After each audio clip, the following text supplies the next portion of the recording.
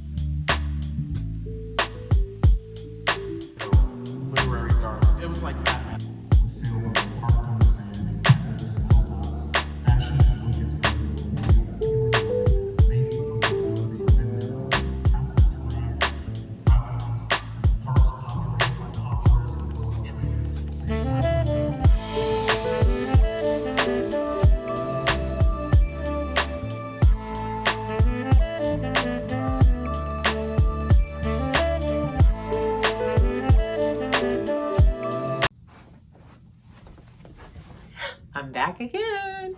I hope you liked it. I'm not very good at editing videos, and I'm working on it. Next year, I'm going to make a goal to really do some vlogs. I was going to do it this year, and it just didn't happen. I think I was going to do one in my garden, and it was such a crappy garden season with the heat and everything drying up that I never did anything, so I didn't get that. But I wanted to show you what I ended up getting at the book festival. My only complaint that I had, it was absolutely lovely. It was great to be out again and see authors in person. They've been doing it virtual since the pandemic, so it was really nice. But I don't like the time. First of all, I thought that there should have been a little bit more diverse panels. Not the panelists themselves, but I just feel like they had a lot more right before the pandemic. The last one I went to was just fabulous in terms of the different topics that how they basically they'll bring a bunch of, like, say for example, they have a bunch of YA authors and they'll have a title and they will speak to that and speak to their books. I thought that they just should have done a little bit better job with that. I felt like some of them were so crusty and dry in my humble opinion. And so so the other thing that was my biggest gripe more than anything is that the people that I wanted to see were overlapping in time and in different locations. Like, as you can see in the video, I had to kind of hustle into different locations in the building, and then outside they had some in two different churches in the neighborhood. But you know, it's a city. Let's talk about city blocks and traffic, and you have to navigate and get to them. So I had to make choices of who I was going to go listen to, who I wanted to get an autograph, because you can always get an autograph at the end of the session. And so I had to make some cuts, and I didn't get to see an author that I wanted to see that I saw last time to get her latest book. I did swing by and get her book, but I didn't get her to sign it and see her again because I knew I saw her last time and I didn't see these other authors. So that said, let's get started. The first thing is, like you saw in the video, hopefully, this is the flyer, the program that they gave out, which I thought was really, really pretty, and I'm going to keep it because I'm just one of those kind of nerds. But what it did is they broke it down here, and they had they had color coded. This is the locations they're in, and then this is the time going down where they are, and then you could go in and look at it and see. And these are pictures of some of the authors, like what they were about and stuff. So let's just get started. So this one I didn't go to, but this one was a mystery one, and I've never heard of this author, and I thought it would be just fun to sometimes just buy things that you don't really know anything about and see and take a chance. So this is a mystery one. It's by Jane Peck, and it's called The Verifiers. And it sounded really good. It got a nice little blurb by Emily St. John Mandel, who is the author of The Glass Hotel, which I've not read, but some people really like. But I read about her bio, and then I read about the book, and I thought it sounded very interesting. And so this one said, Claudia Lynn is used to disregarding her factious family's model minority expectations. She has no interest in finding either a conventional career or a nice Chinese boy. She's also used to keeping things from them, such as that she prefers girls and that she has just been recruited by Veracity, an online dating detective agency in New York with its own secrets. A lifelong mystery reader who wrote her senior thesis on Jane Austen, Claudia can't imagine a job more fun, or to her family less suitable. But when a client goes missing, Claudia starts digging deeper than she's supposed to, and right into a maelstrom of intrigue and deceit. Part literary mystery, part immigrant family story. The Verifier is a witty and incisive examination of how technology shapes our choices and of the nature of romantic love in the digital age. Does that sound good? It sounds good. And I've never read anything by her. I don't know if she's written anything else, but that's cool, because if she did, then I could check her backlist. Let's see. This may be her debut novel. I don't see anything else in here. The author was born and grew up in Singapore, and she holds a BA from Yale University. Yeah, so this is her debut novel, I believe. So this is this one. So if you see it, check it out. It's got beautiful cover. And I love that it was, I know, which I'll say, but I love the paperback. Love the paperback. Makes me feel happy because it takes up so much less space than the big old hardcover. But that was it for, yeah, everything else is hardcover. So the next one I got is from an author I've read one, and I have another book of hers that I haven't read yet. But I met her at the last one before the pandemic, which was really cool. I wanted to see her again, but I didn't get a chance to see her. And that's Justina Ireland. Actually, I shouldn't say that. I've read more than one of her books. I've read 3 of her books, right? Because, oh my Lord, my memory. I read, because she did, hold on, I'll tell you. Yeah, she did Dread Nation and Deathless Divide. And then she did, hold on, I'm looking over here because I have a bookshelf over here. Hold on a second. This is the new one, and I'll show you the old ones that I have, or a couple of them anyways. Rust in the Root is the new one she had, and this sounds like a fantasy book. I just bought it auto buy because I like her. I like her a lot. I like when she spoke, and I really wanted to read it. So let me see if I can find. Do I have it over here? I don't. But I don't have them over here. Yeah, those 2 I did read. I'm sorry. I was thinking of another author. Dread Nation was really good. I think that was the first one, right? Let me look and see. I really loved that one a lot. And then Deathless Divide, I was kind of mixed on. But they have fabulous covers. If I get a chance, and when I do read this, I will show you them. She's always got really good covers. So this is the cover of it. So this one is a fantasy, and I think the cover is not so good about describing it. I'll read a little bit and see if you can make sense of it. And then, again, I just picked, it's an auto buy. It's 1937, and Laura Ann Langston lives in an America divided between those who work with the mystical arts and those who do not. Ever since the Great Rust, a catastrophic event that threw America into a disarray, the country has been rebuilding for a better future. And everyone knows the future is industry and technology, otherwise known as mechomancy, not the traditional mystical arts. Laura disagrees. A talented young queer mage from Ormagi, do you say that, mage? I've been doing this a lot in my videos lately. I'm like, what? How do you pronounce it? From Pennsylvania. Laura hopped a portal to New York City on her 17th birthday with hopes of earning her Magi's license. Laura applies for a job with the Bureau of the Arcane Conservation Corps, a branch of the U.S. government dedicated to repairing the damage caused by the Great Rust, and meets the Skylark, a powerful mage with a mysterious past who reluctantly takes Laura on as an apprentice, and blah, blah, blah, blah. So, yeah, it's fancy, but her stuff is really good and very enjoyable. And so I didn't get her autograph, which sucks, but, you know, I had to make decisions so that I could get these other books. And, yeah. Next time, I would love to. She's also done some of the, I believe Gina Ireland is doing the Star Wars, the new versions now, with a bunch of, it's collaboration with a bunch of other authors, like I think Claudia Gray and, what is his name? I can't remember the gentleman. His are great graphic novels with fabulous illustrations. Okay. So then the next one I got is Goliath by Tochi Onyebuchi. And I own, which one do I own of his? Because I think I own War Girls. And that one is like a fantasy sci-fi book. And I didn't read that one yet. That was a young adult one. And this is his first foray into adult fiction, and it is a sci-fi / fantasy. And what I get when he talked about it is that, you know, he took aspects of climate justice and incorporated it into the story. And one of the things he talked about is he's always, even when he was thinking about ideas, you know, initially he realized that the characters were all white, and so he turned it and made it a very diverse cast in the book. I loved the discussion. It was him and another lady, I can't remember her name, what her book was called, but they were just riffing on the stage. And that's the fun part of going to one of these things, because you get to see them in a different light other than just a writer and reading their words. You get to hear them and their thoughts, their ideas. We were able to ask questions and things like that. I'll read this a little bit for you. This is in the 2050s, Earth has begun to empty. Those with the means and the privilege have departed the great cities of the United States for the more comfortable confines of space colonies. Those left behind salvage what they can from the collapsing infrastructure.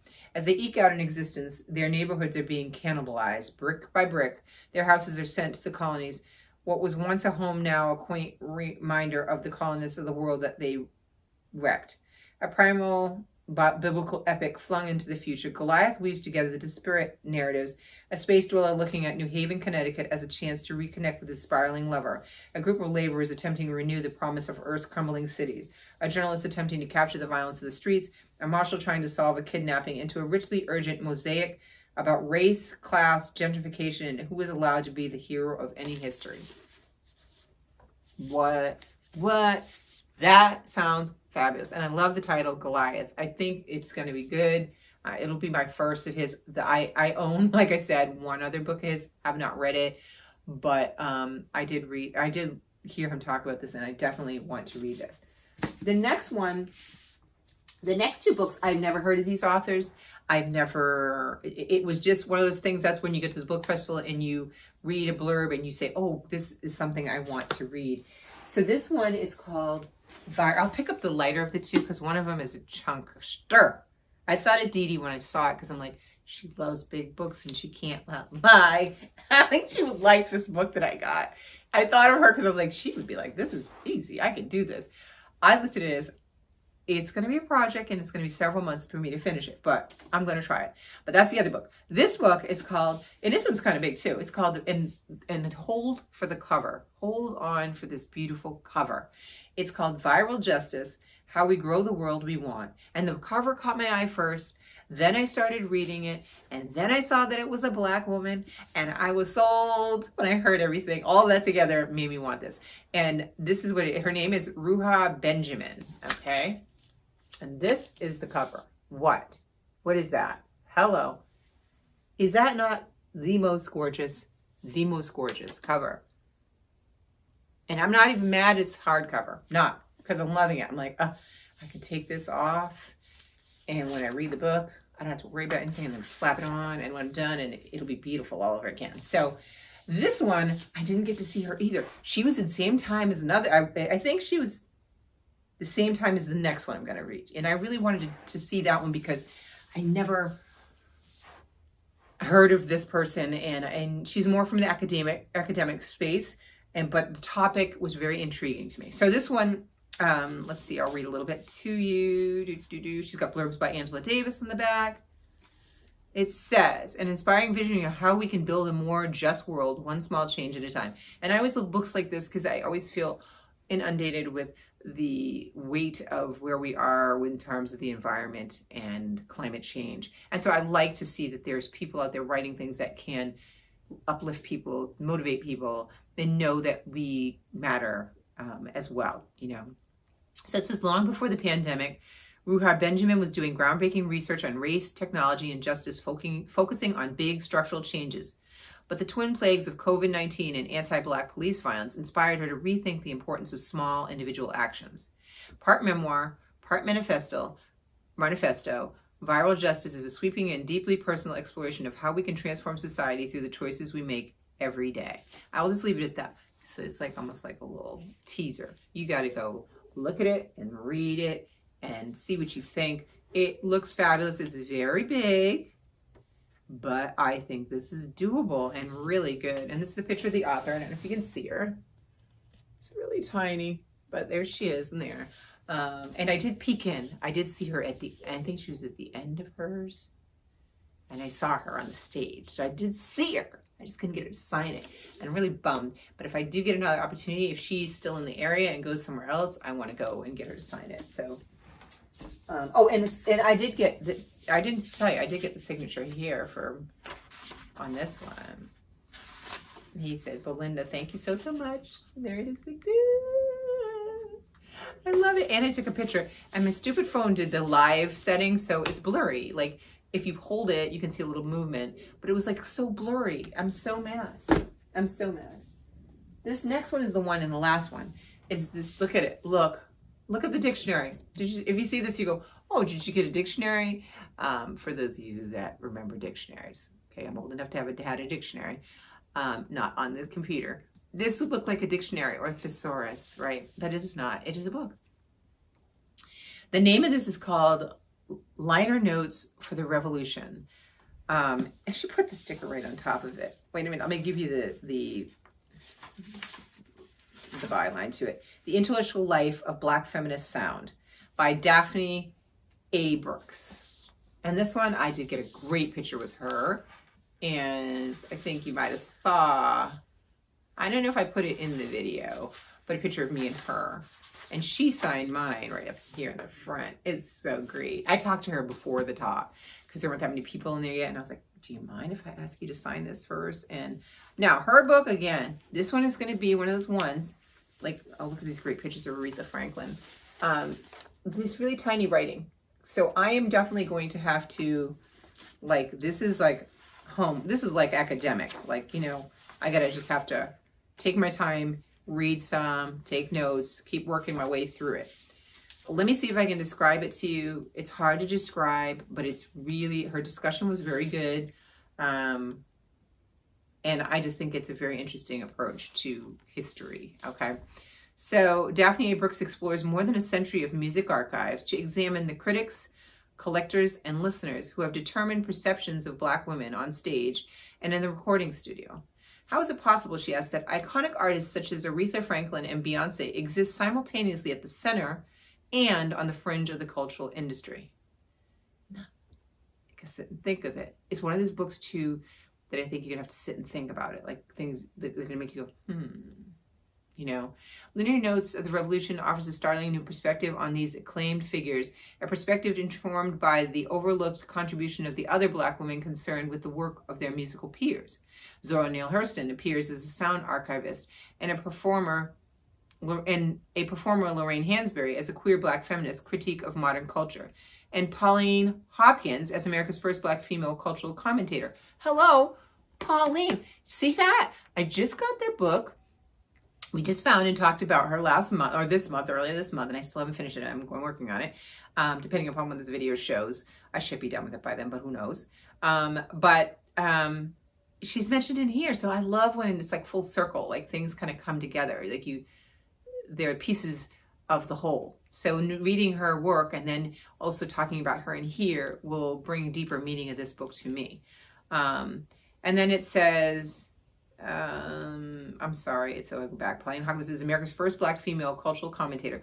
Brooks tackles the complicated racial politics of blues music recording, song collecting, and rock and roll criticism. She makes lyrical forays into the blues pioneered Bessie Smith and Mamie Smith, as well as fans who become critics like the record label entrepreneur and writer Rosetta Reitz. In the 21st century, pop superstar Janelle Monáe's liner notes are recognized for their innovation, while celebrated singers Cecil McLaurin Salvant and Rhiannon Giddens and Valerie June take their place as cultural historians. And it goes on. It sounds really good and interesting, and just another way of looking at Black women in history, how they've contributed, how they are presented, and I just think it's going to be really interesting. Now, there are going to be things in here that I don't know. I did hear that even when she was lecturing, like I could tell she was a professor, and she, you know, I was assuming some of the things that the audience might know. So there might be things that I need to, you know, kind of learn about a little bit to get more from the book, but I'm willing to do that. I think it sounds like a great book. And this one is, look at this great picture. This is Zora Neale Hurston beats the Hontar or Mama Drum in 1937. Like, look at that picture. Can you see it? Like, there's just fabulous pictures in here, and a lot of written stuff. It's just very nice. So I'm looking forward to learning about this. This will definitely be a next year book. Let's just face it. It's also award book. It's called the Milestone Book Award. She's the winner of it, and I think they said it's like $50,000. I think for the winner, something big. I think in terms of the money that they get. So that's a big deal for her. And then, do I have a picture? Yeah, here's a picture of her in the back. So that I got. So those are the books that I got. I love it. I always look forward to it and to go to it and see who's coming. I'm really bummed that I didn't get Justina Ireland's signature, but I'm going to keep my eyes peeled to see if she comes around. Maybe she'll still do a circuit somewhere else, and then I can try to get it. And I really want to get this lady's signature and see if I can find a place. So I think what I'll do is Google and see. Sometimes authors stay in the area, sometimes they don't, but I will keep them in the queue to see if I can get, because I would really like to. Justina Ireland, I loved her book, and I know it would have probably been a huge line and I would have missed everything else, so I had to kind of pass on that. But it was great. Let me know what you think. I'm working on the vlog skills, and I just wanted to share with you some of the purchases I got. And then I got to figure out where I'm going to put them on my bookshelf, because you know we did all that cleaning, so we have limited space. So there will be some books that are getting out of the bookshelf for the new year so that I can make way for these. So I will talk to you guys soon. I hope you're all doing well. And let me know what you think. Bye.